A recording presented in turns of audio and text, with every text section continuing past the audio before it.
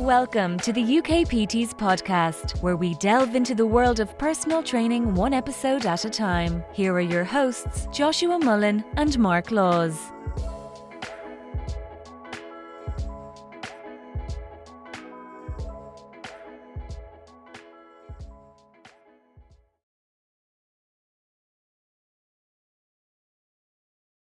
Hello and welcome to episode 14 of the UK PTs podcast. I'm your host, Mark Laws, and my co-host, Joshua Mullin, is still inconspicuous with his absence. But because last week with Simon Herbert went so well, we decided that I could probably do it again all by myself. In reality, I had to record both of them in the same day and Josh was unavailable. So that last bit is most definitely a lie. Anyway, today's guests are Pearson and Sue Wilkie from EMD UK. Regular listeners will recognise that name as one of our sponsors. So as well as welcoming them on as guests, I should also thank them for sponsoring the show. As you will find out, they are the governing bodies of group exercise. They also provide insurance for personal trainers and fitness professionals. So they are well worth you exploring and finding out a little bit more about. Our second sponsor is Wolverson Fitness. You can use the discount code UKPT10 to save 10% on all of your fitness equipment requirements. So whether you're kitting out your garage gym, whether you just need a little bit of kit to fit under the bed, or whether you are building an all singing, all dancing facility, then Wolverson Fitness will help you out. Anyway, I've waffled on for far too long. We'll bring in Sue and Brett and welcome them to the show properly. Okay, so Brett and Sue, I'm about to inaugurate you into the 27 Club. Now, I know that you've both listened to a couple of episodes, so you know loosely what is coming, but it's going to be 27 questions broken down into 3 sections of 9. And we usually give the guest 90 seconds to answer all 9 questions. But because I like you both and there's 2 of you, I'll happily extend that to 15 seconds per section. Although if today we stay within the allotted time limit, it will be the first time that it has ever happened. So I'm not expecting any miracles. Well, Josh isn't here, so we'll be fine under your leadership. Well, to be honest, I'm glad you've picked up on that, because I think it is Josh that slows it all down, if I'm honest. He's like a handbrake. He just needs to be released and let me go off on my own. That would be a disaster for many reasons. Right, round 1 is based loosely on education. 90 seconds. No, it's not 90 seconds, is it? It'll be 135 seconds on the clock. Brett, you are going to answer first, and then once he finishes, Sue, you can chirp up with your response. All happy? Yeah. Okay. Brett, in what year did you qualify? Well, I'm not a qualified PT. I got a master's in marketing in 2008. Perfect. Sue? 1994. As a PT? Actually, no, I'm wrong. I can't think now. God, is it? No, 1990, I think it was. 1989, I did my aerobics qualification. Wow. I'm old. Who was the education provider? So, Brett, for you, where did you do your marketing degree? The master's I did with the Open University. Okay, Sue? And I went to Farnborough Technology College to start off with Helen Carpenter Waters was there at the time. How long did it take you to qualify? 2 years. 3 years. What was the last bit of CPD that you completed? I did a lean organisation management course in 2000 and I'll track of time now with COVID. 2018. And mine's probably the Trigger Point Master Training qualification. really, because that was a CPD. You had to keep going back on and doing all the training whilst you delivered as a master trainer. So that was probably 5 years ago. Okay, cool. And so what was the next bit of CPD that you've got your eye on? And if it's not sort of like a face-to-face qualification, it could be anything such as like an online course or a book or something like that. I'm planning on doing some SEO work, as digital is obviously taking up more and more of our time. So, and I've earmarked redoing my tutor and assessor, because I had the original Petals. Yeah. But unfortunately, Petals isn't recognised as much nowadays, so I just want to make sure I'm updating. Good choice. I need to do the same. Yeah. Question for you. Should a personal trainer ever be reassessed? And if so, how often? And we can group in any sort of fitness professional under that banner. Should they be reassessed? And if so, how often? Yes, they should, just from a professional level. How often? I think that would need to be a bit scaled depending on their level of qualification, how often they do CPDs and how long they've been doing it. But I don't know, you MOT your car every year, but so I think there should be some verification annually, or 2 years at the most, I would think. Yeah, I agree. I think there needs to be some form of reassessment. I know we have CPDs, but I think with the industry in the last couple of years, it hasn't been, you have to definitely do your CPDs. It went a little bit array. So CPDs are continuing, but that base knowledge has changed. I mean, I just for example, Mark, my qualification isn't recognised by SimSpa. And yet I did a HND course that was 3 years. But you have to go back and do certain parts of it, but actually it has changed. So timeline, don't know how long. Yeah, no, good answers, good answers. What skill did you gain during your educational course? So for you, Brett, obviously for your degree, for you, Sue, your PT and Group X quals, what skill did you gain that you use most often today?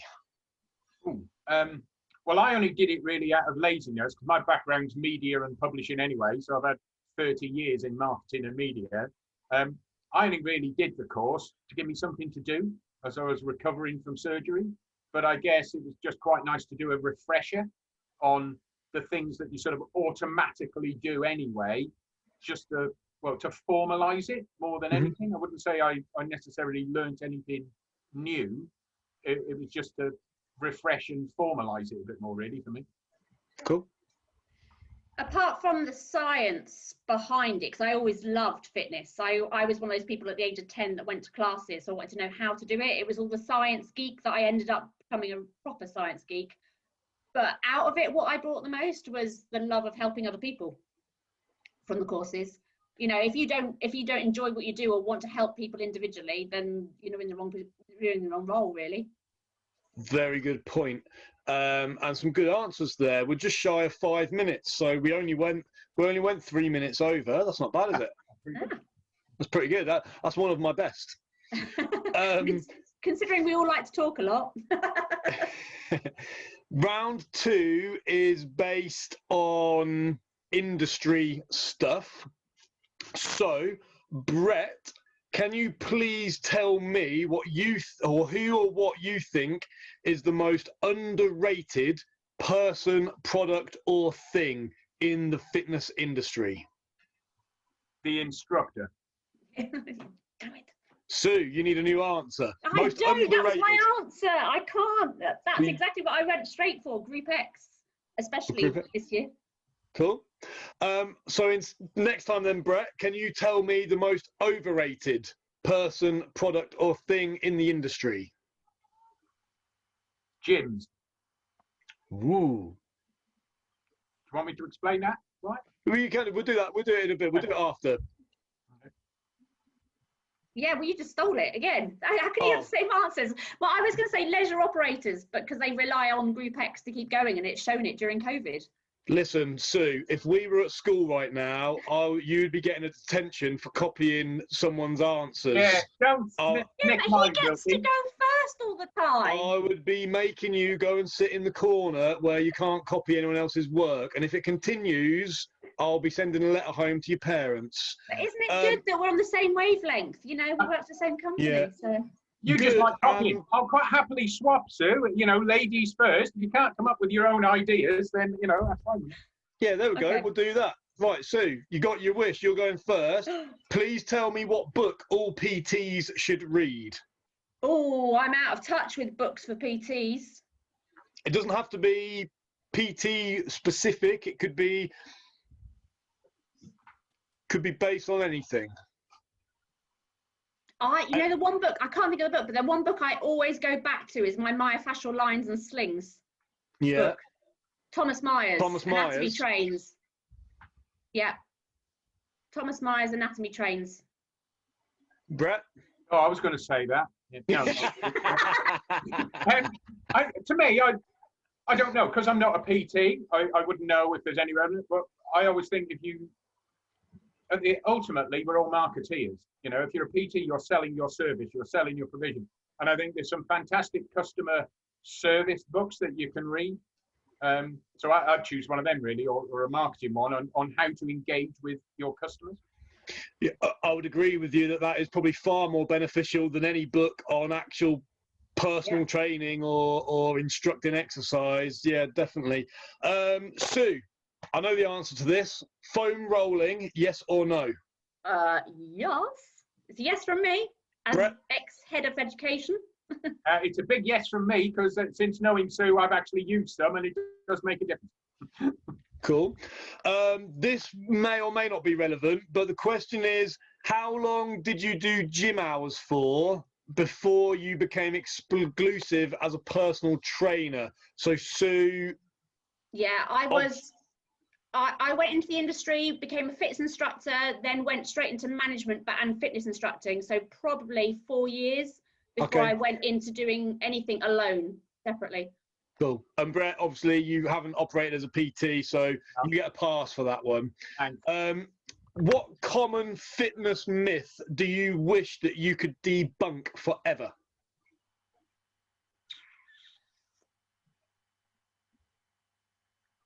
Calorie counting. The myth of, you know, everyone wanting to lose weight, you have to calorie count, or the weight management systems. Brett? Similar, along the line, I think, like faddy diet. I think things like Atkins and that, if you want a balance, you know, whether it's to lose weight, gain weight, change your physique or whatever, you need intake of every nutrient. You need carbs, you need proteins, you need fats. And I think excluding one of those is just crap, really. Your body needs all of them. And so, yeah, fatty diet. Unsustainable, isn't it? Yeah. Because your body will automatically crave, biologically, the thing that you're missing at some point. And invariably, you'll binge scoff them, you know, which means you put the weight back on. So fatty diets. Yeah, same with fatty the calories, diets. Yeah. What is the best piece of work-related advice that you've ever been given?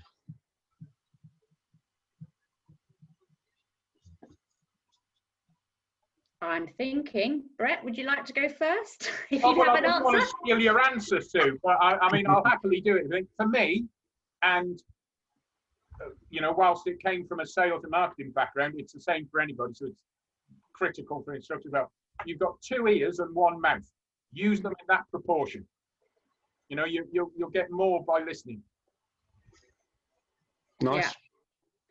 Mine was. It's all related to. I worked for a mind coach in Premiership football for a while, so there's a lot of philosophies from his. Was just almost about, if you don't have the tools and skills, how are you able to do the job that you do? So don't feel you can't ask. You know, if you can't sit back and moan, I can't do this because of. If you're not given tools and skills, ask if you want to develop in that area. Fair enough. Who would be your ultimate fitness industry podcast guest? I don't know, I like Dave Stalker on it. Dave Stalker, good choice. Yeah. Dave was my first ever boss at the age of 18. He was my first ever boss. So how he's developed his career and evolved, I just think for me is a big icon. Yeah, it pops up on my my MyZone feed every day, and he must spend all day just liking everybody's posts. Obviously not all day, but he definitely likes a lot of people's workouts. Yeah, Dave Stalker, good choice. Brett. I haven't really got one, I don't think, because I'm fairly new to this sector. It's only been 2 years since I joined EMD. Certainly met a lot of characters. I wouldn't say there's anybody that I'd love to speak to them, mainly because I just don't know them well enough, really. Fair enough. Last question in round 2, as we hit the 7-minute mark. What are your favourite 3 exercises? I have to be bar work, so squats.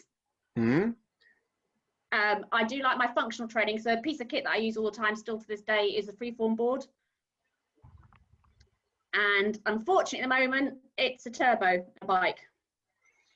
Not unfortunately, it's just part of a long-term goal. Yeah. And Brett? For me, Pilates. I found that I have back issues, so I found that very helpful with the stretching and stuff. Cycling, just because it's no impact. And before I discovered that it was the worst possible exercise for my lower back, I really enjoyed rowing. So I bought a rower, found my back aching, and the dog, you don't want to be doing that with your issues, mate. That's the worst thing you could possibly do. So, but I did enjoy rowing. So, well, I'm sure you'll get back on it soon.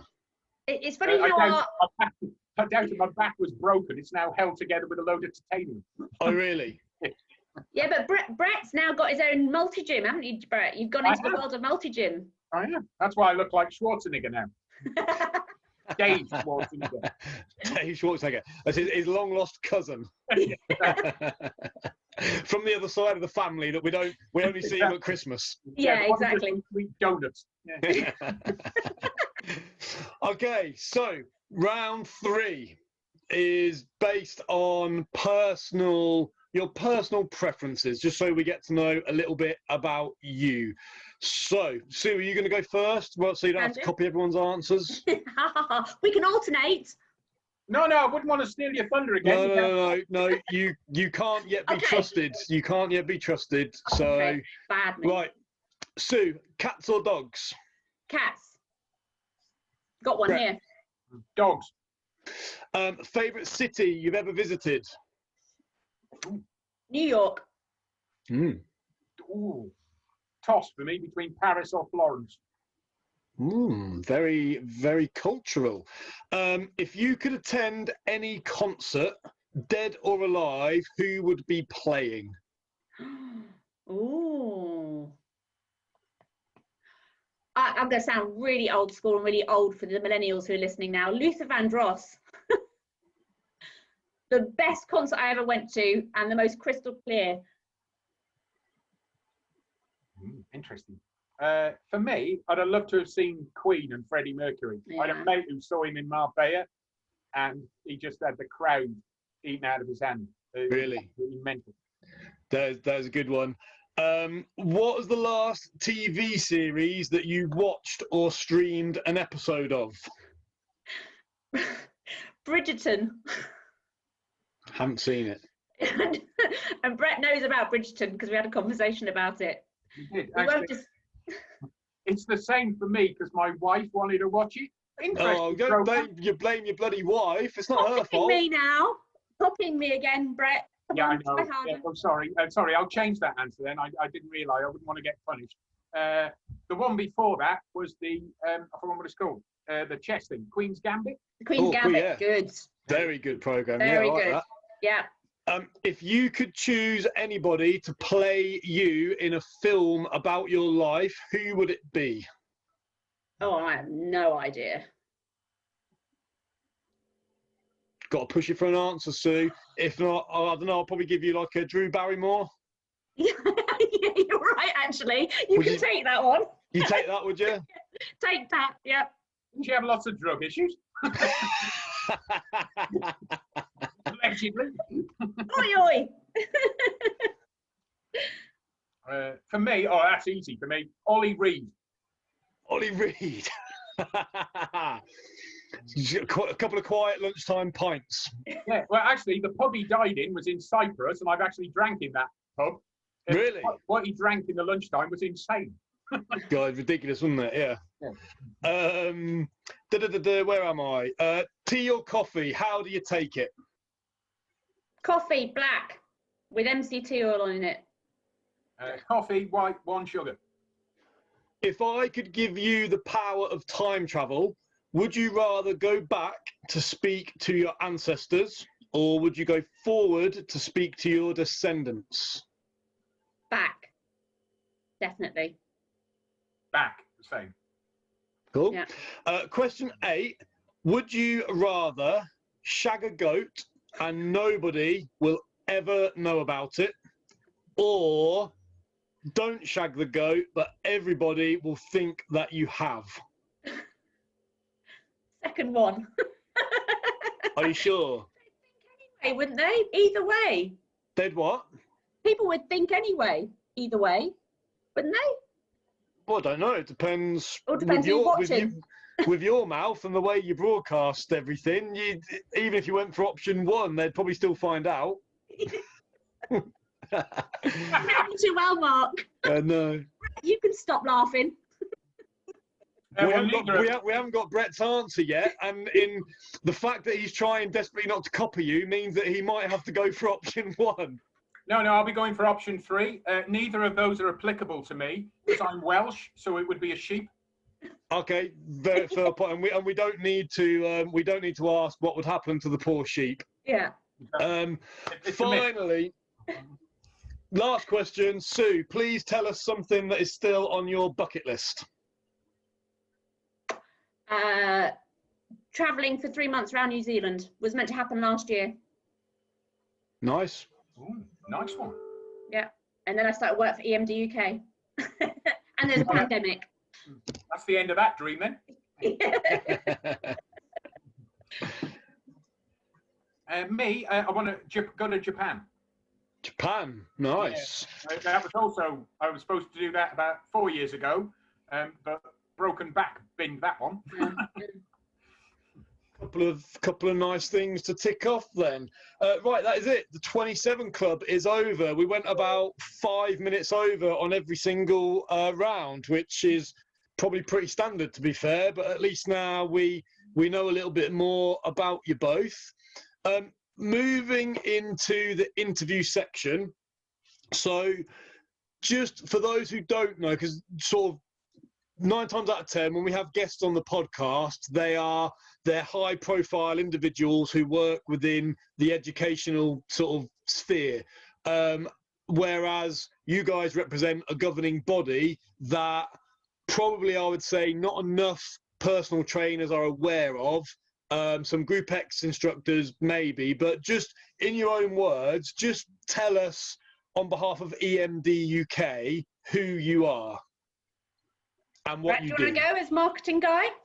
Okay, so we are Sport England funded, and we are there to help support and guide fitness instructors to deliver fantastic classes, to help them become better instructors through qualifications, CPDs, and just general support. And if you look at what we've done through COVID, we created a new strapline, but we've really stuck to it, I'd like to think, is that we've got your back. You know, you need any help with anything. And especially actually even for PTs. PTs is not our normal sphere of operation, but during COVID, we've tried, if we've been asked for any questions, we've tried to help, and we work very closely with SimSpa during this now to make sure when there's needed to be clarification between the two organisations, we've bust a gut to try and get everything clarified, because we're there to support instructors in whatever format they operate in. Nice. And obviously, so Brett, we've established that your role as marketing manager or director, whatever you are, is to tell people, or to tell people who you are, what you do, and to sort of raise awareness. Sue, what's your role? So I came in last February as head of instructor development. So it was meant to be a role that oversaw the academy. side of things. So we run the academy, which are group exercise courses, and then help deliver any other projects that we deal with to be the voice to help. I still don't think I've done that to this day, because with COVID happening 5 weeks after I started, my role changed into being the person who dealt with government direct, and worked with Inspire. I'm in all the working groups to fight for Group X all the way along. Mm-hmm. So, and that's been really the mainstay of my role, and that's where Brett and I work really closely together. They get the marketing out with it, but we work together to provide the facts of what instructors are asking and getting it to them as quickly as we can.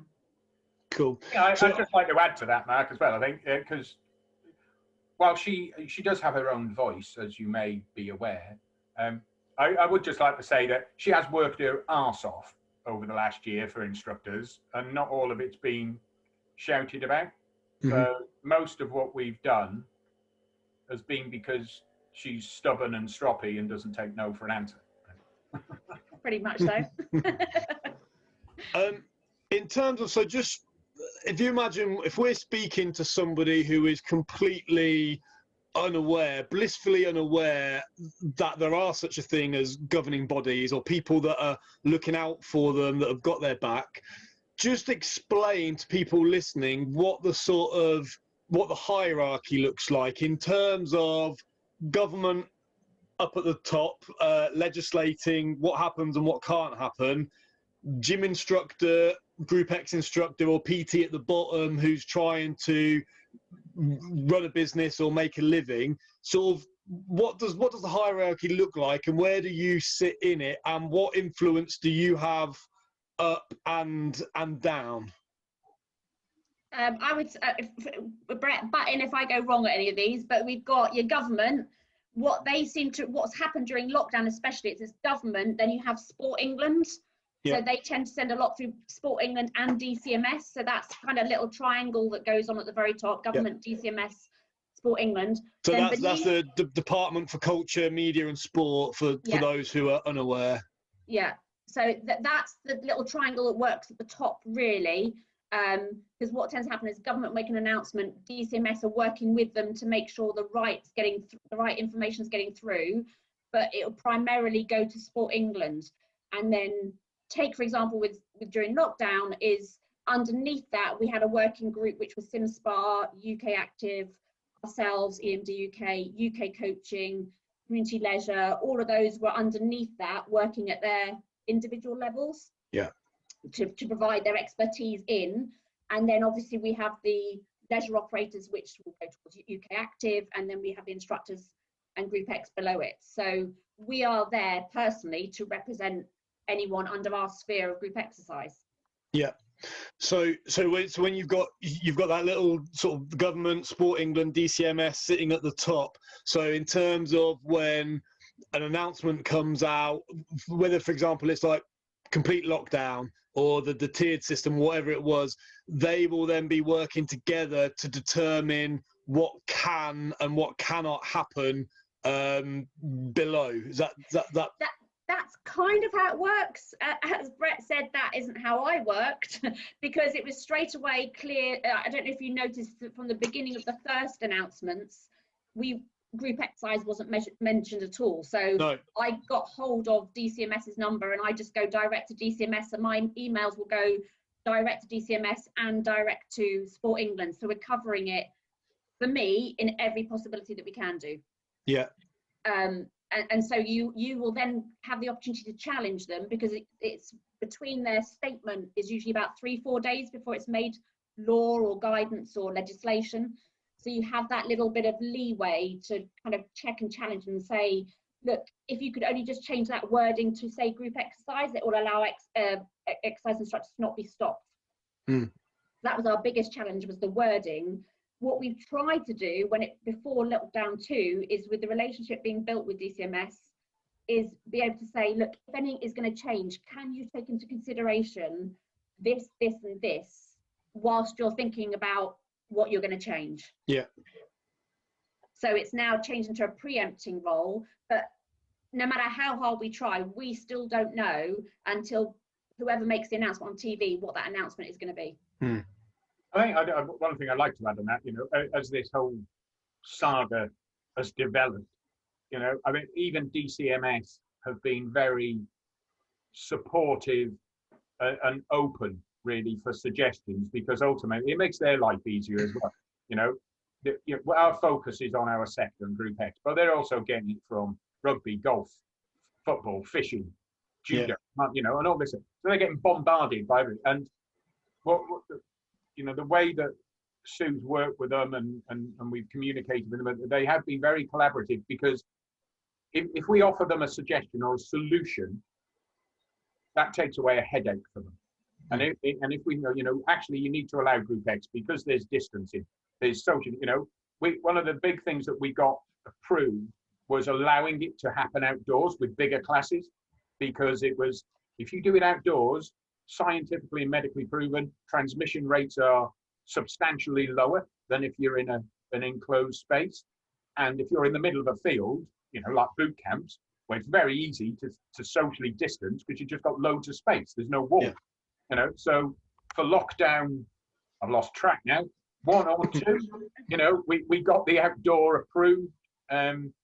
We also, when the second lockdown, when Yorkshire banned a lot of it, it was down to Sue speaking to them directly with DCMS backing, but they changed their mind. The mayor said, okay, I've listened to your facts, figures, your return to play guidance, we'll change our mind. You can now go and do Group X, So I think prior to lockdown, we've never really been a governmental organisation, but through necessity, we've now got much stronger ties with senior government to lobby for Group X and the sector. And I dare say that will have a massive impact over the next 5, 10, 15 years once COVID is done and dusted. If it was probably never going to be done and dusted, but once things can return to something remotely resembling normality, then I dare say having that relationship will probably be crucial to develop and allow more developments in the future. Yeah, let's hoping so. Yeah. So how about in terms of go back to, say, 2019 and before COVID was a thing, and obviously Sue, okay, so you weren't working for the organisation then, but what was the involvement, the relationship between EMD UK and those governmental bodies up at the top? Was there any conversation, or was it more sort of they just dictated what happened? Well, for us, we have very close relationship with Sport England. They're our primary funder. So we're in constant communication with Sport England on a variety of levels. What COVID has changed, and through, Sport England were very supportive and actually gave us the directive to do so, because again, Sport England is every sport. We opened up direct dialogue with DCMS. So prior to COVID, we wouldn't have done that. Everything was channeled through Sport England, because things were fairly consistent and everybody could do what they wanted to a degree. And nothing happened tomorrow.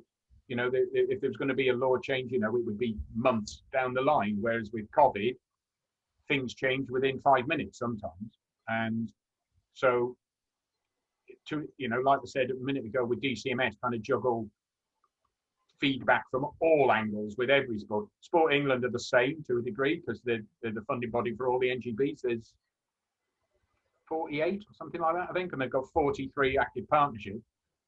They were very encouraging to the individual NGBs to have a dialogue with DCMS, because it made things happen quicker.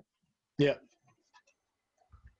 it's nice to hear that not only has the line of communication been improved or has been established and then improved, but also that actually it's listened to, so that, as you used the example there of Yorkshire, biggest county in the country, at one point saying no Group X, but then thanks to Sue's tenacity and interference, there was probably thousands, if not tens of thousands, of people who were able to deliver Group X sessions, and probably hundreds of thousands of people that were able to attend them and get those social, emotional, hormonal benefits. Yeah. And a lot of it is about education on all different fronts, and we're still working on that now, Mark. You know, it's kind of like now there will be issues now, people getting back into venues, when we get into community venues, and how do we get to local authorities and get that information across. But the question is, we can go direct and ask that question. How do we do this now before we come out of lockdown? I think the other thing is, you know, it's been a learning curve for everybody, including government. You know, we haven't had to deal with this ever. Or the last time was Spanish flu in 1700 and whenever it was. You know, everybody's got things wrong, just because, well, you will do when you're trying to act quickly, and everybody's done it with the best of intentions, I think. But sometimes you knee-jerk's the wrong phrase, but you know, you make a quick decision without understanding the complete ramifications of saying yes or no. And what has been heartening, as you just said, really, is when we've pushed back to varying bodies, is that actually by doing what you've just done makes this thing much more awkward. And 99% of the time they've listened, to be fair. And whilst it may not seem that way if you're a PT or a group instructor, because you've had the rug pulled under your feet since last year on your income, that's not really the picture or the case. It's just we are all a very, very small cog in an exceptionally big machine. Yeah. And you can't please everybody with everything. But on a positive note, they have been receptive to listen, because it's in their interest to get it right as well. Yeah, I am. One of the bugbears for me is obviously we've got our UK PT group has got over 15,000 PTs and Group X instructors in it, and I'm in like the little SimSpa group. There's 3 or 4 other sort of groups of fitness professionals that I'm in, and you can guarantee that while Boris is talking on TV, announcing, he's probably about 3 paragraphs into his talk, someone will have posted saying, "So am I allowed to go around to my sister's and train her cat in the garden on a Tuesday afternoon?" And I sort of find myself saying, "Listen, just shut the fuck up and wait, let the man finish what he's saying, and then probably give it 48 hours to allow it to filter down." But I can promise you that there are people that are in very important positions who will be fighting tooth and nail to try and argue that you should be allowed to do some aspect of your job safely and responsibly. That might not mean that you can go and do 35 sessions a week face to face and give everybody a kiss when they turn up and leave, but they will try and get some sort of guidance so you can operate on some level to be able to survive. And if you've done all your tax returns legitimately for the last few years, you won't have much to worry about, but that's another story. But it just does my head in that people are so impatient and demand, like they create so much more stress and hassle for themselves. Because and I don't think they understand that there's this layer in the middle, such as yourselves, the governing bodies and people who are challenging and fighting for their corner. Absolutely, that has been our frustration. I think actually the last lockdown, it wasn't so bad, you know, when we went to the last announcement, but it is, if they just got to understand the minute. And to show what we did is I think when we went to the tier system, the 3 tiers, we continued working till 11 o'clock that night straight away. We'd finished work, but we started straight away, and the correspondence goes straight to SimSpa, straight to UK Active. Right, what's your interpretation? What are we going to do? What are you going to take on the fight for? So that if people only understood that we are doing it the minute before, and if not, when we hear things, people saying, well, why aren't you challenging it beforehand? Is we try to preempt what's going to happen. Yeah. But until that's spoken on that day, things can change 5 minutes beforehand. Yeah. Yeah, definitely. And also change 5 minutes afterwards. Yeah. I mean, it was fairly early on lockdown one, I distinctly remember it was on a Friday, and they made an announcement, and we got clarification that certain things could happen, and we published that because we had it in writing that it could happen. We then get a call at 6:30 going, "You can't say that. You need to change it." Why? They've changed their mind. And you're kidding. No. Yeah. And we didn't retract we spent the next week arguing that case, and in the end got them to change their mind and go back to what they'd agreed the previous week. But it was all down to, you know, different government departments having different ideas. And again, it's this ramification bit. If you say no in that bit, there's a knock-on effect further down the line. And it has got better, to be fair. I mean, in lockdown one, it was all over the shop for all of us because we'd never had to deal with it before. No.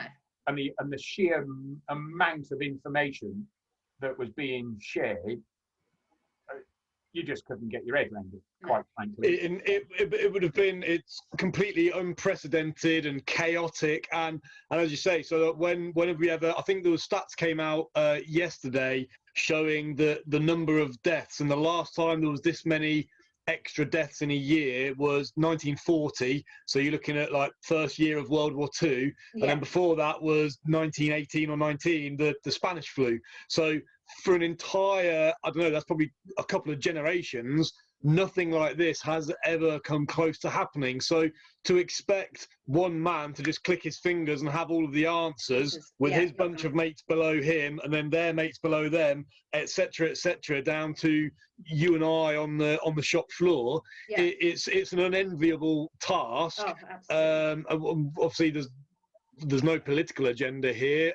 People can sort of think what they want, but it is an unenviable task. And at least it's nice to hear that second lockdown, third lockdown, potentially fourth lockdown, the channels of communication and the rationale behind what everybody's trying to achieve is at least improving and allowing some form of work to take place. Yeah, I mean, yesterday made me laugh, you know, or the day before, whenever it was, you know, the journalist picking on that Boris went for a bike ride, you know. Really? Is that the biggest thing you've really got to concern yourself with at the minute? Yeah. Regardless of what you think of him or what you voted, that's irrelevant. He's doing exercise in the open end, and there are slightly bigger issues than whether the Prime Minister's riding a bike. Yeah, and they were being as pedantic as I think you're only supposed to go 5 miles from home, but the picture was taken 7 miles from. How did he get there? Did he take a car? Did someone drop him off? And like, come on, just fucking like. They didn't care that much when all the phone tapping scandals were coming out, did they? They weren't as quick to shoot themselves in the foot for their shocking reporting of stories. But yeah, media, bane of my life. A question about so we've sort of established that you guys, EMD UK as an organisation, are doing a lot of unsung work behind the scenes.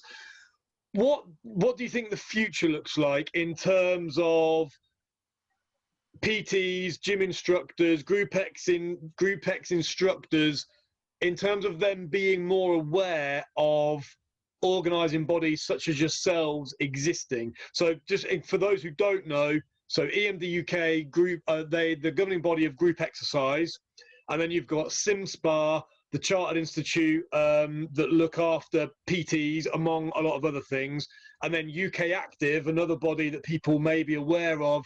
Am I right to say they would look after sort of leisure operators and chains and whatnot? So the big difference between all of those is SimSpa and ourselves are primarily Sport England funded with a remit. Yeah. UK Active used to be the Fitness Industry Association, so in effect they're a members organisation. Yeah. So, you know, gyms, leisure centres, etc. Well, pay them subscription, you know, joint membership fees if you like, and their focus is purely on gyms. You know, I think if you look at the leisure operators, the other one that is regularly forgotten about really is Community Leisure UK, and they operate sort of local authority venues, but they don't just do leisure centres, they do public buildings, so like libraries and all that type of stuff. So very community focused. But in terms of agendas, if you like, I mean, our agenda is purely aimed at Group X and getting people active. SimSpa is there to uphold standards, qualifications, and make the sporting sector as a whole more aligned and better qualified, whereas UK Active, really their is to push the agenda of their members. Mm-hmm.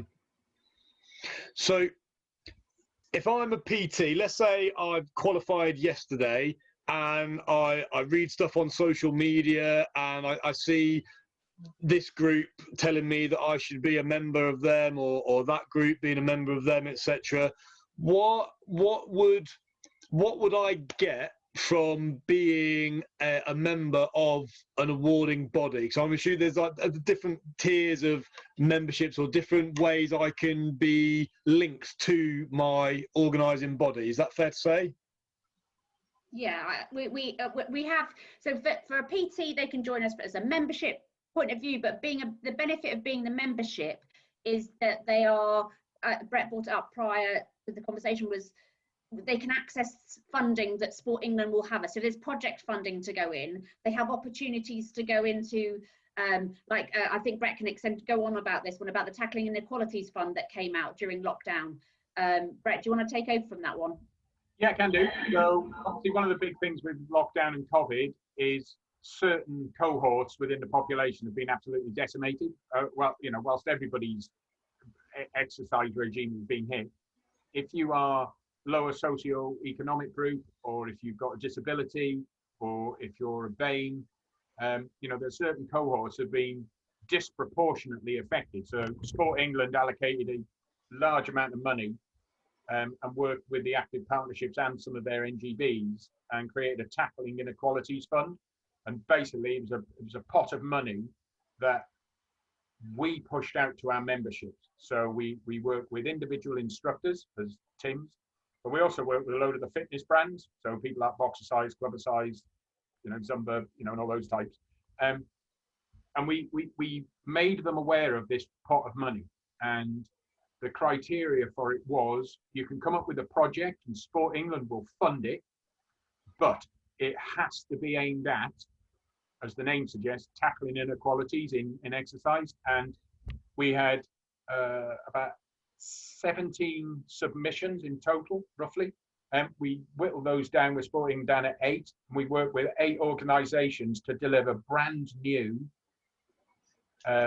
platforms or content that target specifically some of those inequalities. So, for example, we worked with the Meadows Society to create a DVD of chair-based exercises that went into 10,000 care homes in England. We worked with the Keep Fit Association to do something similar but that was aimed at GP referrals. We had Synergy that have created a brand new platform and content for people with physical impairments, so whether they're deaf, blind, or physical disabilities. We work with Paradance, which is an organisation that focuses on dance people who are in wheelchairs but still want to enjoy dance, and they're creating some new content. We work with a member organisation on 2 projects, funnily enough, Community Fitness Network. They did a project called Ability Not Disability, and again it's aimed at training up instructors so that they can specialise in delivering content and classes to those participants that have got a disability. So by having that channel and relationship with Sport England, we've got access to additional funding. So by people being involved with us, we will make them aware of such funding pots, and they can then choose or not to submit. Well, I've got this great idea and this is what I want to do and this is what it will involve and how many people will get active and it will cost X £1,000. There may be ways of getting that funding off the ground, because at the end of the day, the remit for Sport England is to get more people active. Yeah. So me as a one-man band personal trainer, I could throw my hat in the ring with a suggestion that could be considered for funding. Is that right? Correct. Yeah. Cool. Okay. Right, so when we got the Tackling Inequalities Fund, we've got currently about 1,200 instructor members, and we've got over 90 corporate partners, if you like. So when that inequalities fund, we just sent out comms to all of them that say, this is the fund, this is what it needs to achieve, this is the deadline for submissions, this is the criteria of what you need to list in your, in your submission. Yeah. Feel free to send us some information. And Mark, on top of that as well, the other opportunities that we get if they're part of our member orgs as well is they'll get first priority. Do you remember at the very beginning of lockdown they launched the stay in work out campaigns? Mm-hmm. That will be, they come to us, do you have any instructors to submit videos? So the videos will go out to our instructors to say, could you submit something, and then we'll get the approval system of whether they can be uploaded onto the stay in work out. There's opportunities like that. And This Girl Can, which we're working on, we can go to instructors to have submissions or put them out first into the training for This Girl Can.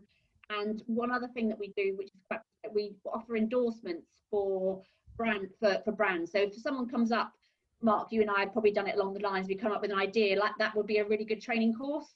Mm-hmm. We offer an endorsement process that will, in the next couple of months, sit alongside SimSpas, but by them being endorsed by us, if they become an endorsed product through us, they get access to the open bursary that we get given by Sport England as well. So it allows a discount to instructors to attend those courses.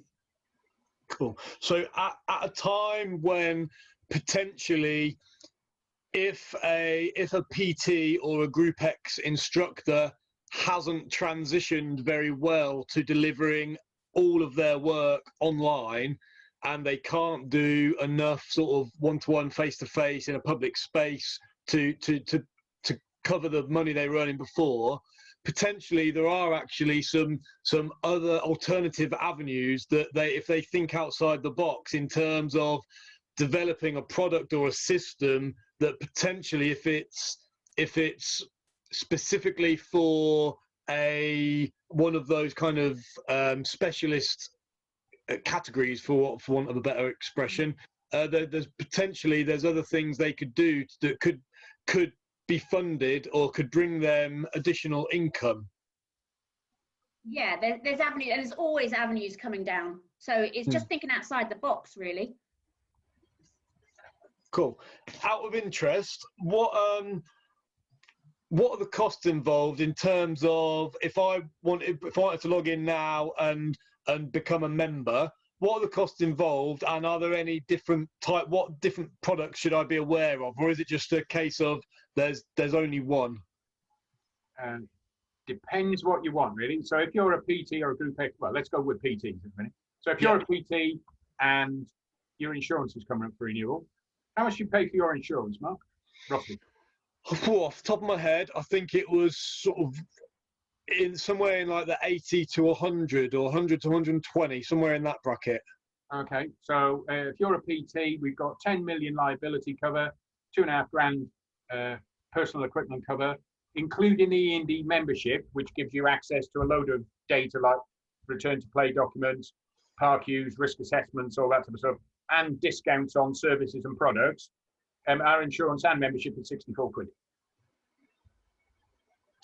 Nice. That's all. That's done in one lump sum, then it's out of the way for 12 months, or is it like a monthly? No, in one go. One go. And one thing that COVID has highlighted with our insurance policy compared to other providers,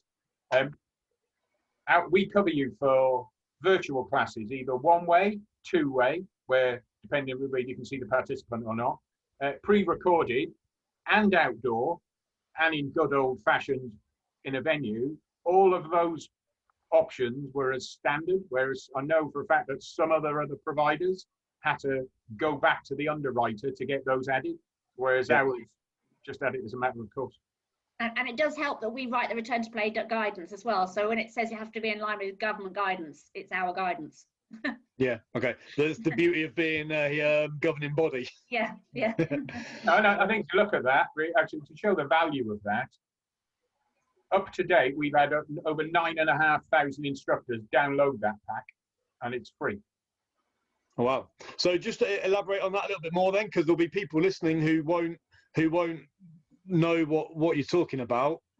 Okay. So when we had the first lockdown, we wanted to provide, we had 2 documents we provided. The Group X support pack, which was no one knew what they were going to be doing, how to do it. It was the Group X support pack was what you could be doing during lockdown to create revenue, and then what it might look like based on what we'd heard and what you should be doing when you come out of it. So it kind of gave instructors that little bit of this is what is coming and how to prepare for it.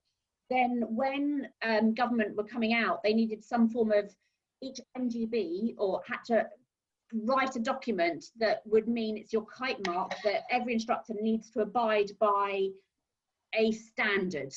So I spent a week, well, not even a week, probably 3 days going through with Sport England and having to come together with this return to play document. The return to play does PAR-Qs for all the online, virtual, COVID secure. We have samples of all the risk assessments that are needed, but all COVID secure risk assessments, so they're downloadable. And the return to play pack covers everything from the air conditioning, air circulation, distancing. Our ruling was declined at 2 metre distancing for Group X, and they wanted it to be 3 metres. So that was a negotiation that wanted to be had. It covers everything, anybody who teaches any form of Group X, with what is now approved by DCMS and Sport England as our standard for group exercise. So if they want to know that if someone was to come up to them at a park and go, but are you COVID secure? You could come out and go, actually, here's my return to play. I've got all my documents in place and it is approved by DCMS and Sport England. Nice. Where could people go to download a copy of it? Our website. If you go onto our website, we've got a little ticker at the top yellow banner. And if they click on that, it'll take you, and all you need to do is pop your details in it, your name, and be able to download it straight away, and it's free of charge. Nice. And just for those asking, it's www.emduk.org. So that's what you get from marketing, and not just wearing your PE kit, your leotard for you forever. Yeah, that's it. That's why you get reported to the head teacher soon. Exactly. You've already got a detention and you've been sat at the front of the class all day, and then you go and drop yourself in it again. I know. Okay, cool. So that's a good document. And in terms of, so when we talk about Group X there, so if I am a petty, small-minded personal trainer and I think that doesn't relate to me because I do this high-end biomechanical bloody all singing, all dancing PT session, but Group X doesn't necessarily mean Mr. Motivator, like Dizzy Lizzy, like leotard, headband, and microphone. Sadly. Sorry? Our return to play covers anybody above you being one instructor or one PT and one person. Yeah. So that's what I was hoping. I was hoping that I was in the right ballpark, in that if you're doing a Zoom class with 6 people or you're doing a small group PT session, there's very, very specialist, high-end technical coaching, but there's 2 people that you're coaching at the same time. That still counts as Group X. Group training. Yeah.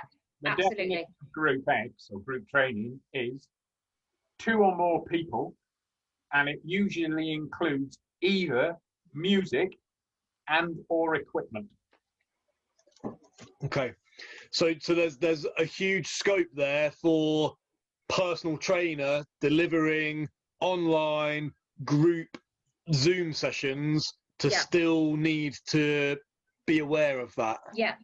And also I think probably more than ever, with the talk of now there being more social distancing needed coming out of lockdown or whatever, is that no matter what, whether you're online or whether you're going to be face to face, you have to prove that you're COVID secure.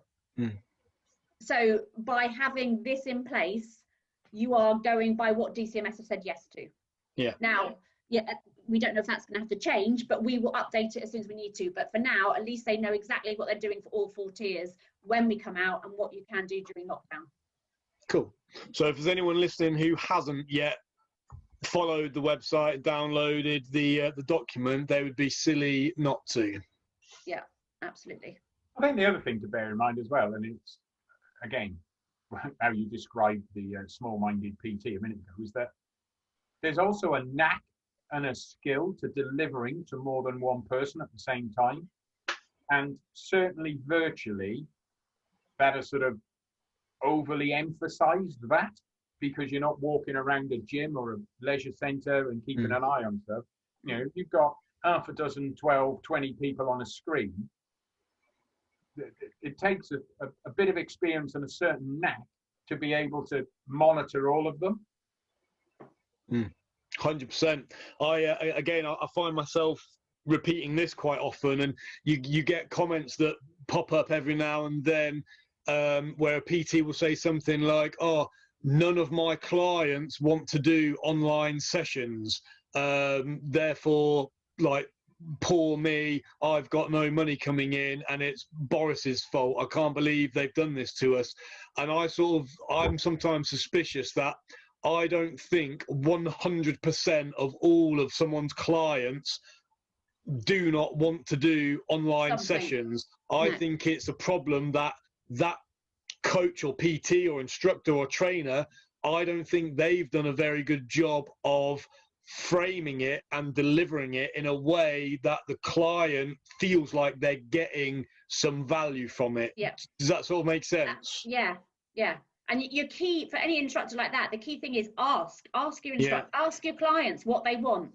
Don't just do what you think they should be doing. It might be adapting to what they did before, to having something that's maybe more based on that they're sat at a desk at home all the time. You know, you can still service your clients, but in a different way to what you did one-to-one, face-to-face before. You know, we've seen the evolution of people. We're talking about this morning, Brett, about snack-exercise. People do a tea break session just to keep the community base up. Because if you're not servicing your clients in a form of even having I had one personal trainer friend of mine, Christine, he's done cooking, how to cook healthy online, Zoom calls. It's thinking outside your box to service that community, so that when you do get back face to face, they're going to come back. Otherwise, if you're not doing it, they're going to go somewhere else. Yeah. We've got one of our partner organisations called Warriors, and it's run by a girl in Derbyshire called Dawn. And what they've done online, she started it. It's called Family Support with an R in it. And basically, I mean, they do exercise, and but she also does cookery classes, and she's got 80 odd people doing a session, because they all want to, it's the engagement within the community, but two, it's a new year, new you thing, whereas too many quality street and mince pies over Christmas, the normal January, I better do a bit of exercise, lose a bit of weight that I put on over Christmas. And basically she's encompassed all of it. So she'll do a cookery lesson, share the recipe, and this is healthy food, you know, and all this type of stuff. And also here's some exercises on a Monday, Wednesday, and a Friday. And the amount of, I know we mentioned it earlier about, you know, fad diets and weight loss and all that rubbish, but the results that she's delivering for her group are insane. You know, collectively, they're losing substantial amount of timber, but they're doing it in the right way. And she just come up with new ideas or different ideas of retaining that group engagement, because she can't go to the normal hall, she jumps around it. And you know, it's things like that. It goes back to the 2 ears and 1 mouth thing. Ask your clients what they want, and then work out a way of delivering it to them. Yeah, there's I've mentioned it on the podcast a few times before it's come up, and there's a guy called Dan Meredith who Sue, you may know of. He's got a couple of best-selling books when it comes in from a business perspective. He's an ex-PT, and he's got a page in one of his books where it talks about the most simple business plan ever, and it is sort of step 1, find some people with a problem. Step 2, create a product that solves that problem. Step 3, sell it to them.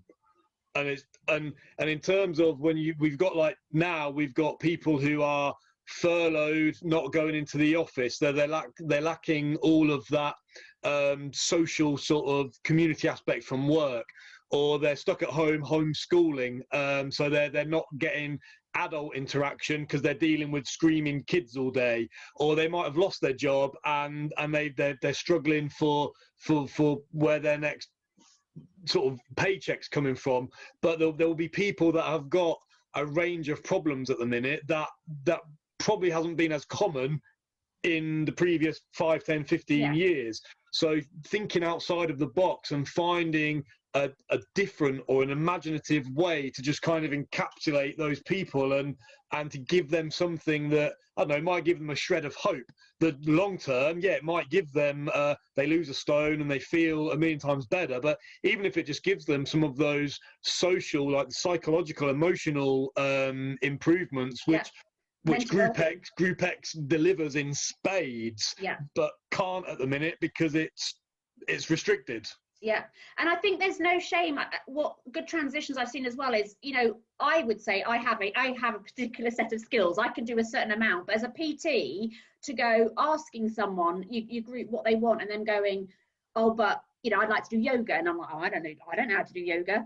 Just go out into groups and find other instructors who are doing it and partner up with them. That brings a quality to think of the end person. What I do now in my role, I'm always thinking about the end person who's going to the group exercise class. I'm not thinking about what my agenda is, it's what they want. But if you did that as a PT, think of what the end user wants. If you don't have that skills, find somebody else who can substitute that in for you. Partner up with them, because if they're a yoga teacher and you're strength and conditioning, that will work really well. Yeah. So, don't always, personal trainers, when it was in a gym environment, was very much, they're my client, that's my client. And I think COVID's taught us you have to be diverse. I think absolutely. If you look at, going back to that analogy of being in a gym environment, use your Zoom account as the gym. When you were going back into your gym, you weren't the only instructor. You didn't deliver every class, and yet the members of that gym would have done a bit of weights and a bit of PT, or they might have done a bit of yoga or a bit of dance fitness, or whatever it might be.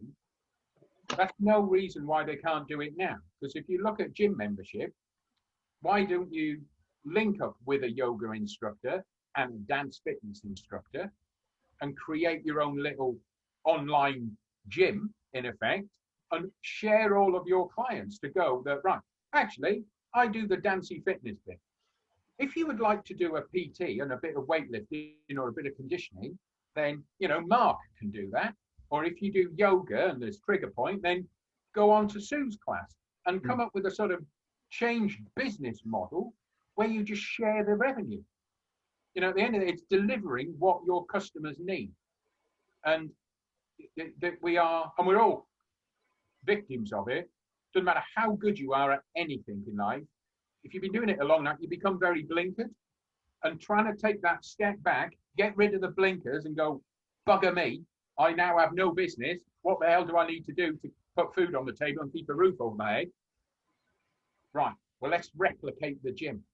There's no, the hybrid model is here to stay. Unless you're a complete idiot, people will like virtual classes because it's very convenient.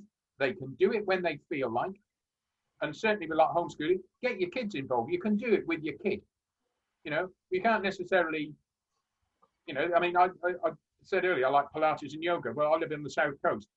The times of my local yoga and Pilates classes, when I'm historically in the office, means I can't go to any of them because they're in the day. Well, I'm working in the day. But whereas now, I can just go on to, a virtual class because it's there in a preloaded library. I can do it whenever I feel like.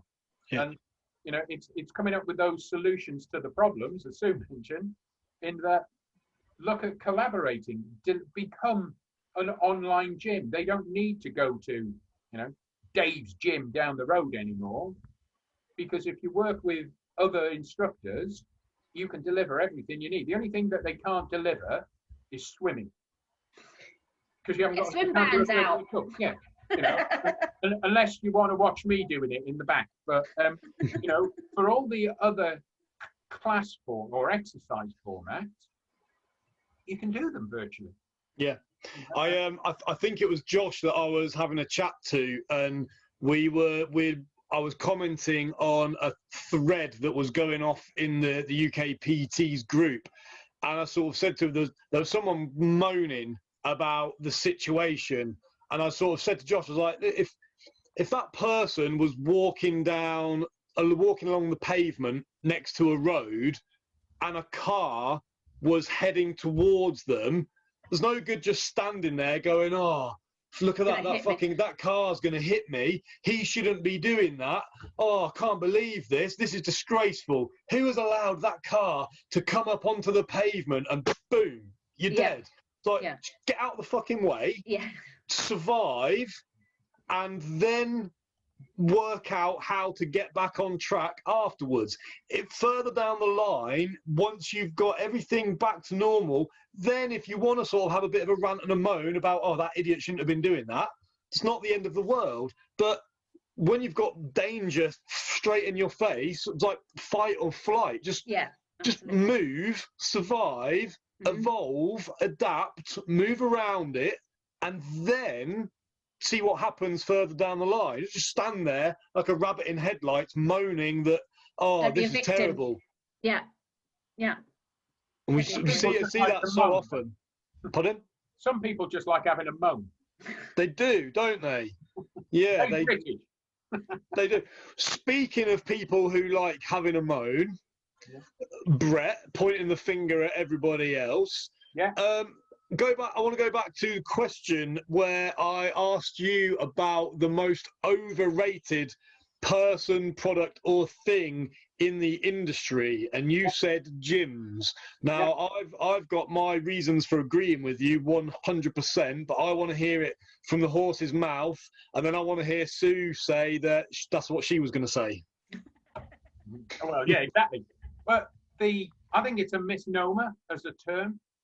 You know, and Group X is a perfect example of this. You know, I think gyms, if you ask Joe Blogs on the street, or Joanne Blogs, let's be open opportunities, the first image, the stereotypical gym is a weight room with loads of people walking around going, cool, look at me, I'm a bit buff, and ooh, I'm all muscly and all that, you know.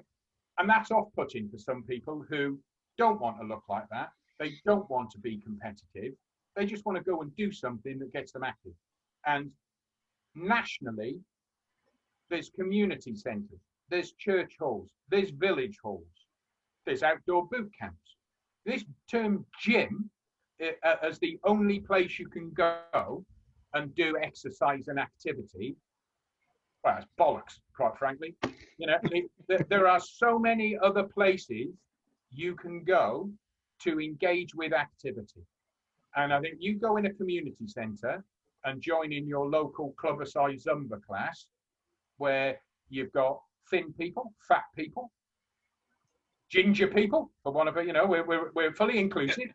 They do let a few of them in, yeah. Yeah, they do, you know, and some people are very fit, some people are not. You know, you've got the people that will go 4 times a week and always stand at the front, get on the front line, and then you'll get the other people who will sort of mooch in a little bit, stand at the back so no one can see them, but they all enjoy doing it. and it's there for that community spirit. And I think the term gym is just off-putting for a lot of people, whether they are inactive or slightly active. That, you know, the slightly actives, you know, the ones that I know I should do something, but I'll come up with an excuse why I can't, whether it's time or I can't be bothered or the kids or I've got to cook the dinner, you know, whatever it seems to be. You know, I think it's off-putting for them. And us as a sector, we need to open all the gates and open with welcome arms, that it doesn't matter what you look like and how fit you are or how fit you're not. There are loads of places you can go and do a class and some exercise in a non-judgmental way. And I just think it's that whole terminology of gyms. And I've said it in during COVID as well to other organisations and to government, that we need to get away from using the term gym. It's very, very focused, and we just need to start using the term venue or something like that, that doesn't have a sort of automatic image associated with it. Whether that image is correct or not is irrelevant.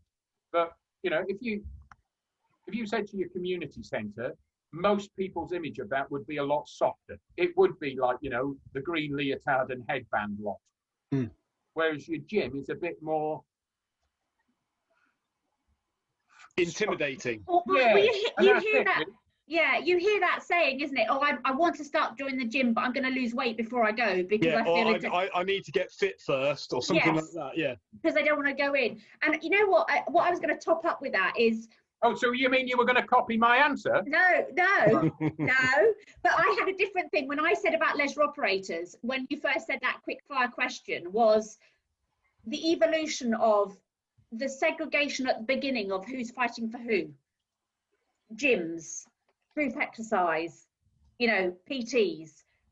It's, for me, the evolution has been now, especially when we hit tier 3, where group exercise wasn't allowed and gyms were allowed to remain open, was the tact that I saw of operators now going, oh no, we now need to fight for group X, because group X was bringing in so many more people than the gyms have been bringing in. Well, I think actually we've also got data to back that up, in that we've just done a research process just before Christmas, actually, and we asked a lot of external partners, including gyms. And during the pre-lockdown, the classes that were actually the ones that were booked solid and taken up was Group X classes and swimming. It wasn't the gym floor.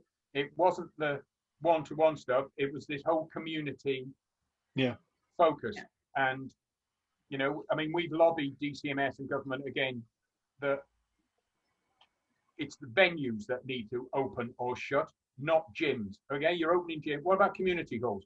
What about church halls? What about every other venue that has classes running in them at some point?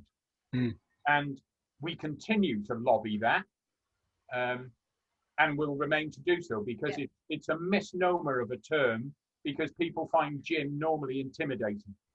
Yeah, absolutely. I agree with you 100%, and I'll add to that as well that you're copying me answer now as well, then. I'm copying Sue's answer, and I'm just adding a bit to that. Yeah. Where she got it from, I don't care.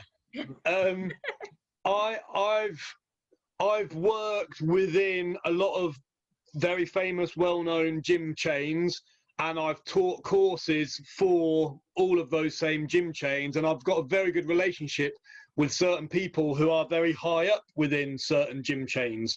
However, I've said it to them, and I'll say it again, I genuinely think that subliminally, gyms are, everything about a gym is based on failure.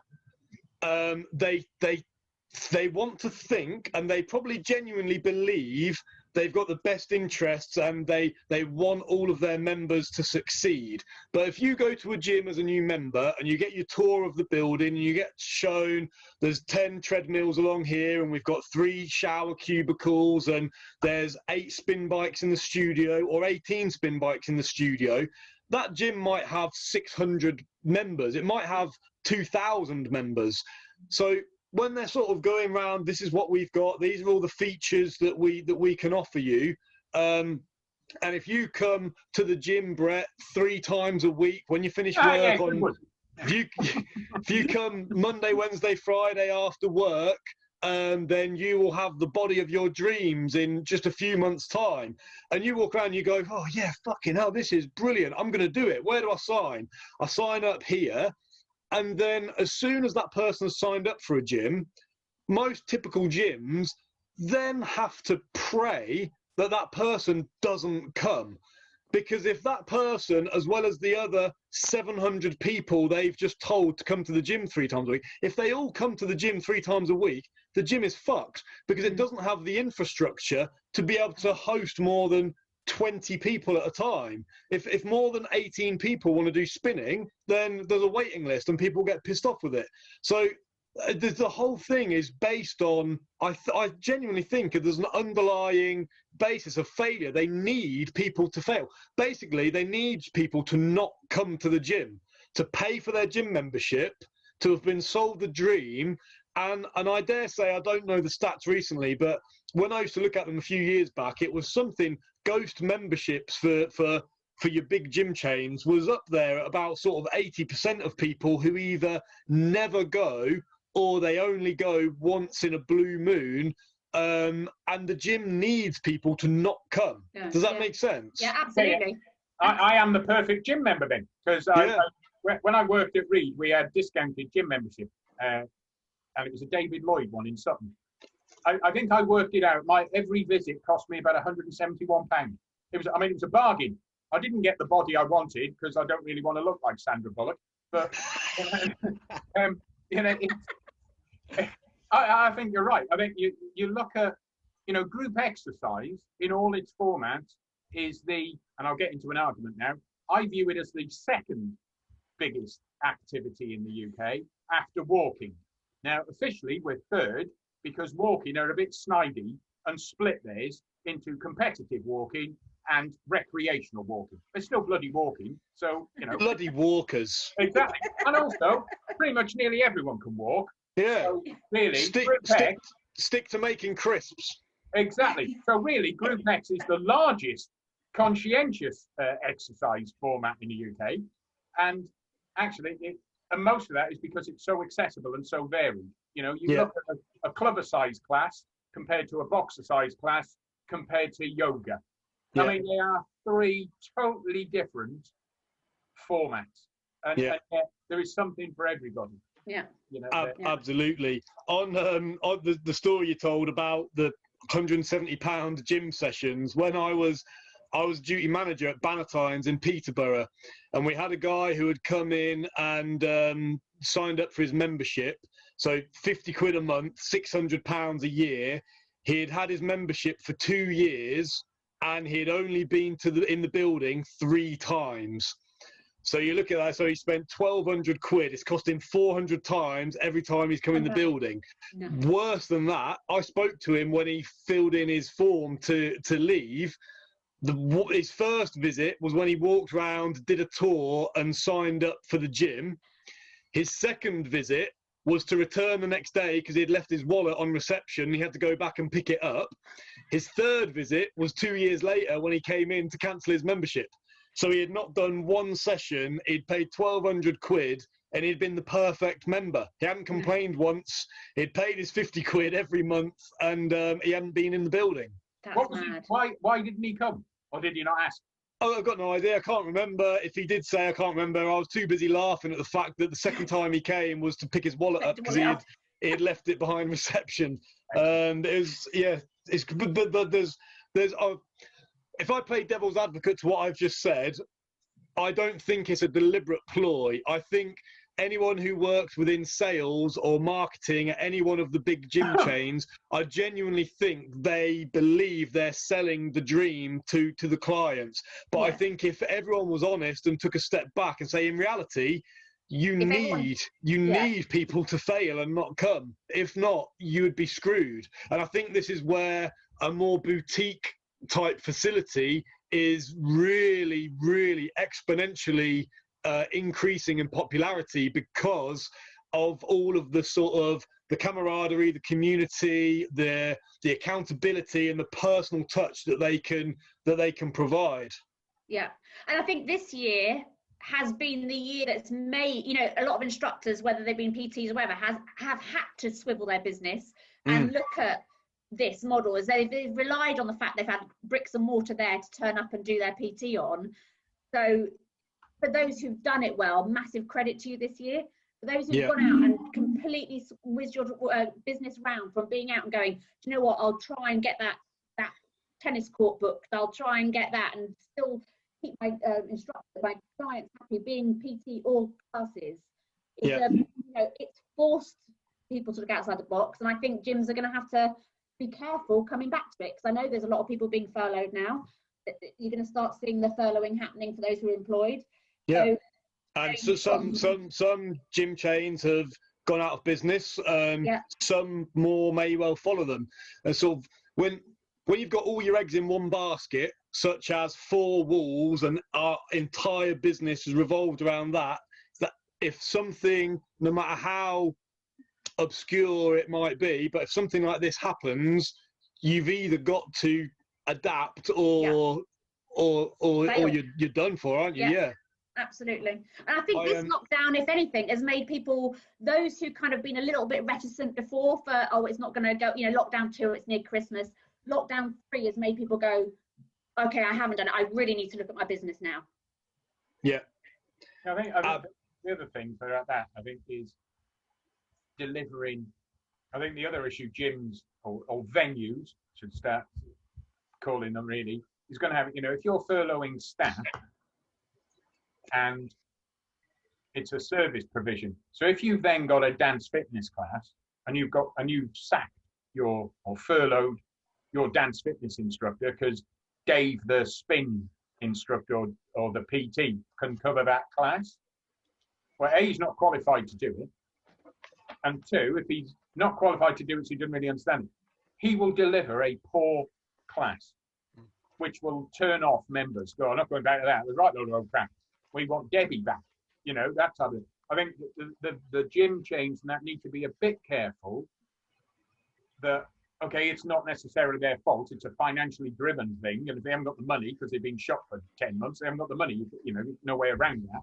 But I think they need to be careful and aware that if they're still going to promote certain formats, they need to make sure that the instructor that is then delivering that class, whether it's an employee or as it would have been normally a subcontractor, that they still deliver excellence. Because, for all his sins of Joe Wicks and stuff, people slag him off. Oh, he's doing it for free and all this. He isn't. It's sales 101. That guy is selling virtual exercise classes to 1 million people. Get off your ass and pile into that 1 million people who are happily doing an online class. You sell the market and then you sell your position. Because the one thing PTs and Group X instructors have, you're all individual. You all deliver a class in a slightly different way. You all engage with your customers in a slightly different way. You're unique, and what works for one customer won't necessarily work for another one, because we all have different favorites. And there's a huge opportunity there to deliver classes. But I think the venues need to be a bit careful on who they get rid of, so that, because if they start delivering poor experiences, they will lose even more members. Yeah, absolutely. I'll be honest with you, we're all friends, so I feel like I can be honest. In the past, overrun by an hour. in the past, I have been guilty of being anti-Group X, and my journey as a PT, I started working in professional sport quite early in my career, and then in hindsight, looking back, I then used to look at, I'm an S&C coach, and I work with professional footballers and rugby players, and I've been to the Olympics and won with medalists. So therefore, I'm here, and a PT is here, and a group exercise instructor is here. And that changed in an instant when I was asked to go and teach a class at Fitness Fiesta. Honestly, I drove down to Camber Sands with this, oh, for fuck's sake, Group X. Oh my God, this not sort of, I'm doing myself a disservice, because it wasn't necessarily thinking that this was below me. I was just thinking that this is generic low skilled, whereas I operate specific high skilled. And I walked around Camber Sands and was fucking transfixed with how brilliant it was. Looking at people like Joe Parry, Richard Callender, Dean Heitman, Chrissy Harper, blah, blah, like I could go on. Watching these people, I watched Richard Callender deliver a circuit class with something like 800 people in it, and it was fucking incredible. Each station had 100 people per station. From a high-end coaching perspective, yes, it's very difficult to make sure everybody's hip hinge is perfect, etc. But none of that fucking mattered. People were just enjoying themselves and having fun. And like over the course of the weekend, I drove away from it thinking, like, Jesus Christ, I've turned the pyramid on its head. Whereas I thought that level 2 gym instructor delivering circuit classes or group X is down here at the bottom of the pyramid, actually it's up here at the top in terms of being the most influential part of the industry that I think is crucial to the future and the potential of the industry in general. And I think this was probably about 5 or 6 years ago, and I wrote about it, and I will dig out the post and I'll share it with you both. Yeah, please.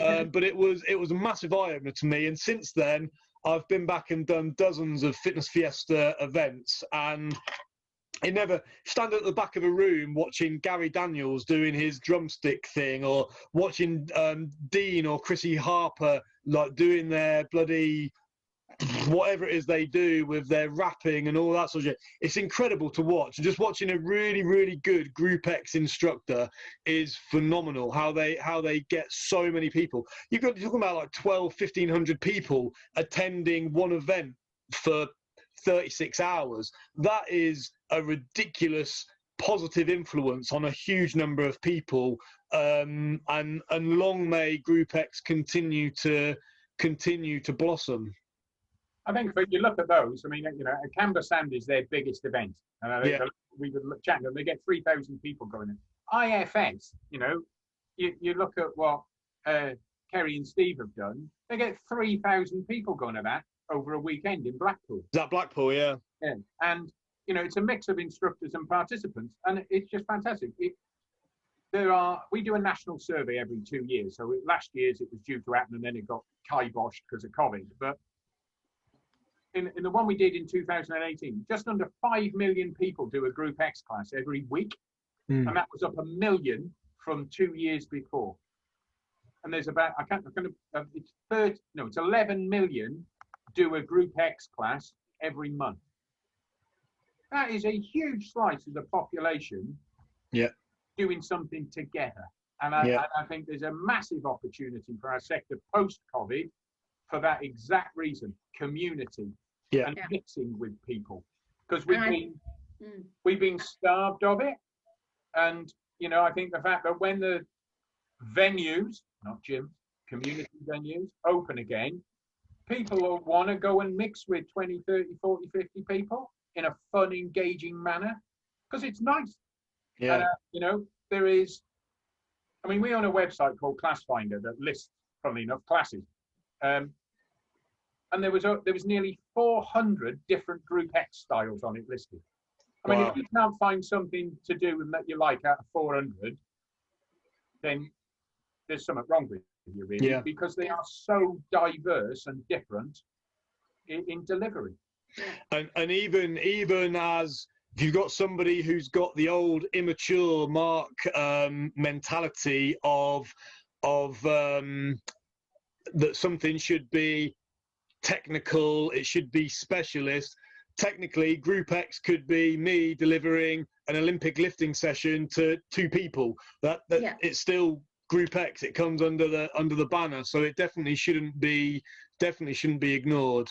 No, and I think, Mark, with this, it's like what this year's taught us is if you're a PT and you need to diverse Group X in any shape or form, whether that's to making your classes from 1-to-1 to 5 people to 10 people, there's with a mental health crisis that's going to hit the nation. You've got to look at that part, as people may not want that 1-to-1. They may still want it, but you need to look at that diverse part of going out and reaching more people, because I think you'll get more people on your books and you'll be able to create more revenue by getting more people involved in what you do, whether that be specialist or if it's just a walking group with people. I know we've been talking about walking, but anything like that, just think outside that box, become more diverse. Yeah, and if you're any good at what you do, you can always upsell them onto a more expensive, more specific, more niche product, can't you? But especially when you look at like from a financial perspective, it's safe to assume that a lot of people will be less well off than we would have hoped now. So maybe it is a very good solution to have a low cost, large number of people that you can influence, help, and get them into sort of a higher price product if they want it and need it. You're going to have these little memberships, whereas a client might have come to you 2 or 3 times a week before. If their income's less, to be able to have one PT but join 2 group classes and have a membership they pay per month for that, they'd be all over that, and you'd keep them then. Yeah, perfect. The simple example for PTs is boot camps, isn't it? That's big. And you look at, we've got one near us, a guy, Ben Hume. Ben Hume, no, doesn't ring a bell. Okay, so he's a PT near our office, and pre-lockdown, he was getting like 150 people coming to his boot camps outside. Wow. It was insane. And then COVID came along and put a spanner in the works. But from a PT perspective, you all understand boot camps. There is a great opportunity just on that format, if nothing else, because you hire a field, doesn't cost a lot, but economies of scale. If you get 20, 30, 40, 50, 60 people turning up, you can earn a considerable amount of money, and more importantly, get more people active. Yeah, absolutely. So just as we approach the final sort of 5 to 8 minutes of the recording, if you could wave a magic wand, what would the future of the industry look like for Group X specifically? And I'm asking that question based on the fact that essentially it's a very embryonic, very young industry. Go back 20, 25 years ago, and there was a very small number of full-time fitness professionals, let alone in terms of governing bodies and having like actual structure to it. So we're a very, very young industry. If you could wave that magic wand, what would the future look like to be really successful in the future? Do you want to go first, Sue, so I don't steal your answer? No, go on, you can go, Brett. Well, actually, you're wrong, Mark. Group X is not fairly new. EMD was founded in 2006 by 3 Sport England funded organisations called the Meadow Society, the Keep Fit Association, and I can never remember their full name, but they're now called FL Exercise. They're the Women's Fitness League for Health and Movement or something like that. And they're like 70 years old. The Group X has been around for, and also you just think the Green Goddess, she was what, in the 70s or the 80s? Yeah, 70s, 80s, yeah. And Jane Fonda. I grew up doing pop mobility. Well, I thought you were going to say then you were being an instructor in the 70s. But, so Group X has actually been around for decades. I think what is new is the focus on gyms, because you look at what Meadow, KFA and FL always did, they're community focused. They do it in the community centres, the church halls, the leisure centres, that's their bread and butter, and it still is. And really, that's why your independent instructor and a lot of the fitness brands focus on communities and not doing it in a gym, which is why gyms then have to outsource instructors on a freelance basis to come in and deliver the Group X classes.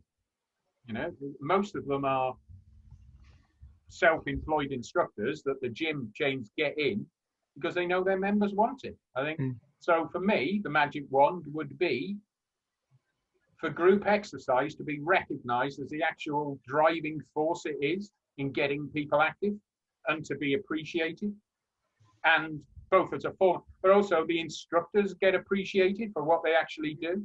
Yeah. Ta-da! There you go. Thanks, Boris. You said about 3 things there, so which one can I pick?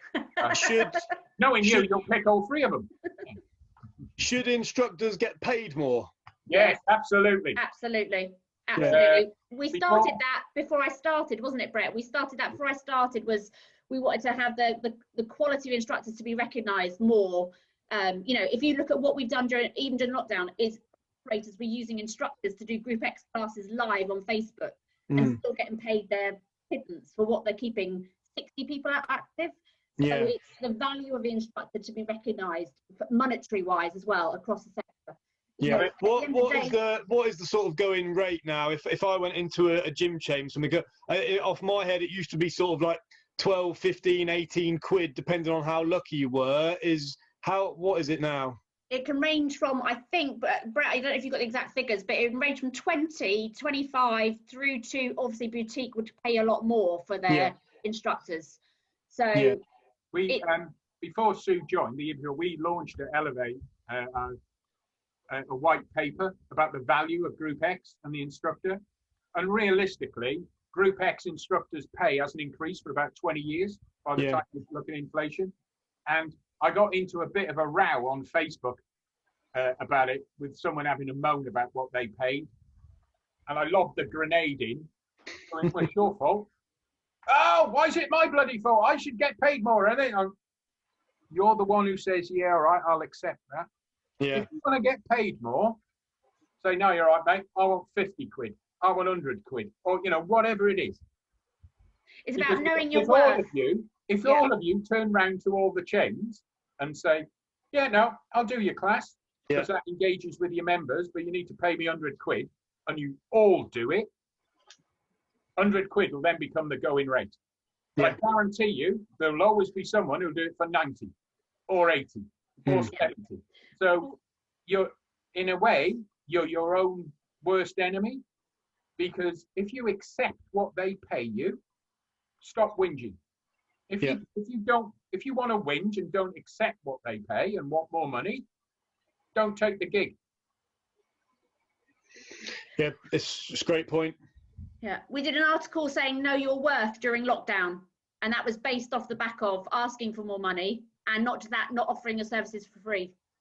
We did, as part of the white paper, we did actually come up with a salary matrix, and because at the end of the day, it's an economy of scale for the operators, and certainly post-COVID, they're going to be a bit skinned. But we're not saying every instructor should get paid 100 quid, whatever the value is.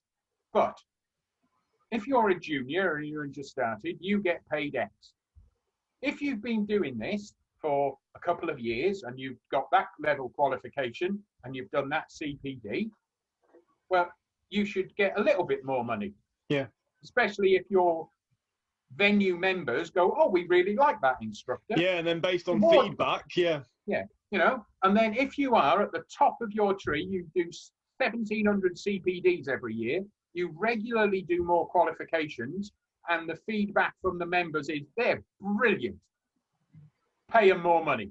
And that's what the boutique gyms do. They get an instructor, they get the instructors that their members like, and the fact that their members like them, they make sure they pay them enough money so they don't go anywhere else. Yeah. Because it's people don't go to David Lloyd Pure Gym or whatever it is because they like the bricks and the windows. They go there because there is a class or a format that they enjoy doing and they like the instructor. The instructor is key, because and it does happen. An instructor leaves that particular gym and goes down the road to the other one. How many people go, well, I liked his class, I'll go to that one. Yeah, that's exactly what I was going to say. I've seen it with my own eyes, that when you get a good instructor, people will follow them, absolutely.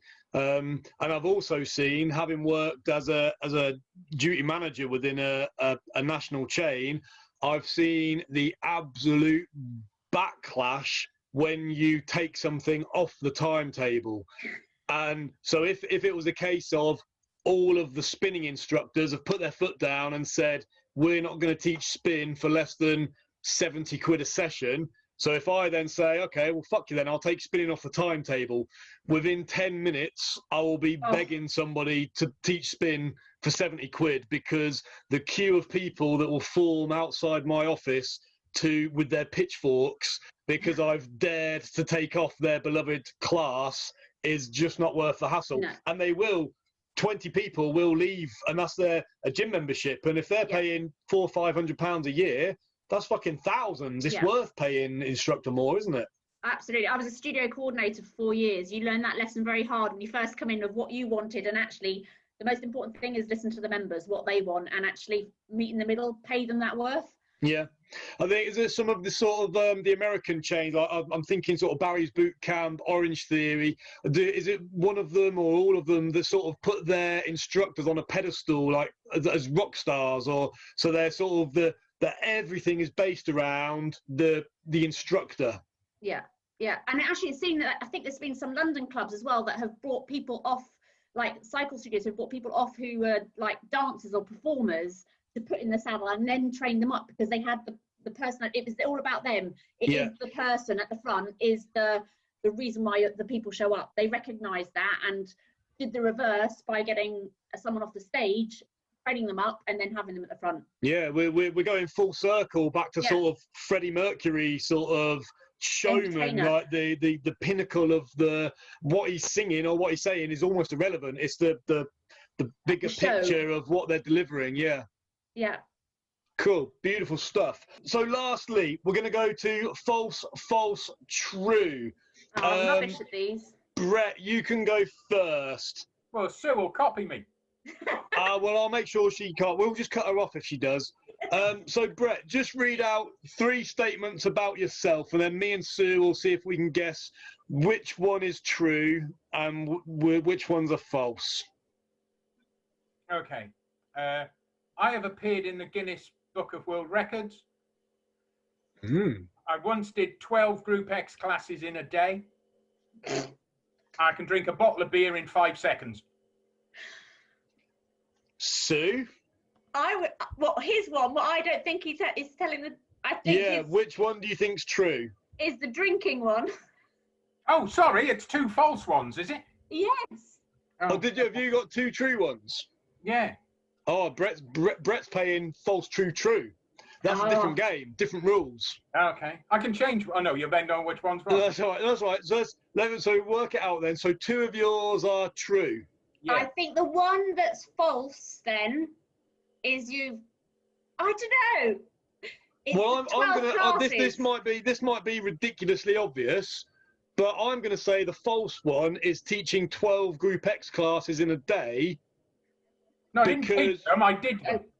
Oh, you got to. Oh, okay. Okay, so in that case, I'm still going to say that one's false. That's what I said. Okay. The false one is the beer. Is it? You can drink it in 3 seconds. Yeah, I can. I can do it in under 3 seconds. I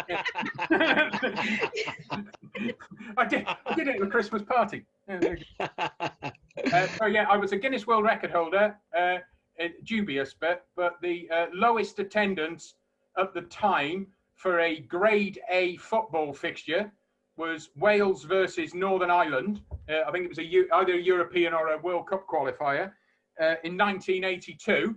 I was one of the 2,315 members at the Wrexham Racecourse ground. And I did do 12 classes in a day. At Community Fitness Awards 2 years ago, I did pretty much every class I could. I was Well played. You did us. He's played the game with aplomb. Yeah. Sue, give us your statements. Mine aren't so interesting. Well, we gathered that. So, okay, I worked as a PT for the Royals. I have presented in Moscow. And I've competed in a half Ironman. So wait, hang on, you've got 2 true and 1 I've got 2 false and a true. I did it correctly. I listened. What? 2 false and 1 true. So one of those is true. Yeah. Yeah. Bear in mind as well the irony here that Brett's been going on all day about having 2 ears and 1 mouth, and then he didn't listen to the bloody rules. Exactly. When you say you're a PT for the Royals, are we talking the royal family, or as in like the Windsors, or is it like Jim Royal off the telly? No, the Royals. The actual royal family. All of them? No, some of them. To a royal. A royal. Well, you're moving the goalpost now, Sue. Brett, what do you think?